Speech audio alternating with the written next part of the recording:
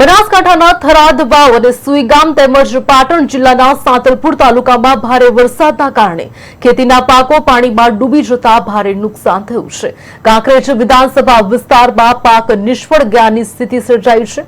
4 થી વધુ તાલુકાઓમાં થયેલા નુકસાનને પગલે સ્થાનિક લોકોએ સરકાર પાસે વળતરની તાત્કાલિક માંગ કરી છે। નુકસાનગ્રસ્ત ખેડૂતો અને ઘર ઘસ્યા હોય તેવા પરિવારોએ વળતર માટે સર્વે કરીને સહાય રકમ આપવાનું આયોજન કરવામાં આવે તેવી માંગ કરી છે। વિશેષ અધિકારીએ સ્થળ પર પહોંચી મુલાકાત લઈને પરિસ્થિતિની સમીક્ષા કરી હતી અને અસરગ્રસ્ત લોકોને વહેલી તકે વળતર આપવાના આશ્વાસન આપ્યા છે।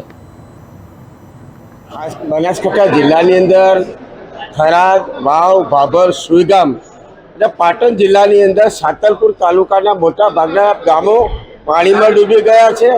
ખેતીને તો પારાવાર નુકસાન થયું છે। સાથે સાથે આ ચાર તાલુકાની અંદર લોકોની ઘરવખરી પલળી ગઈ છે, લોકોનો માલ સામાન પલળી ગયો છે, ઢોર ઢાંખરો તળી ગયા છે। ઘણા ટીવી મીડિયાના વિડીયો પણ મેં જોયો છે, ઘણા કાર્યકર આગેવાનોના ફોન પણ આવ્યા છે। એમાં ભાભર, સુઈગામ, વાવ, થરાદ અને પાટણ જિલ્લાના સાંતલપુર તાલુકાની અંદર મોટાભાગના ગામો પાણીમાં ડૂબી ગયા છે। કાંકરેજ, મારા મત વિસ્તાર કાંકરેજ વિધાનસભામાં પણ મોટાભાગના ગામોની અંદર પાક નિષ્ફળ ગયો છે। ત્યાં પરિસ્થિતિ એવી છે કે જ્યાં ચીકણી માટી છે ત્યાં પાણી 20-25 દિવસ ભરે રહે છે। પાણી ભરાવાના હિસાબે મોટાભાગના ખેડૂતોનો પાક નિષ્ફળ ગયો છે। ત્યારે સરકારને પણ વિનંતી કરું છું કે આનું તાત્કાલિક સર્વે કરવામાં આવે।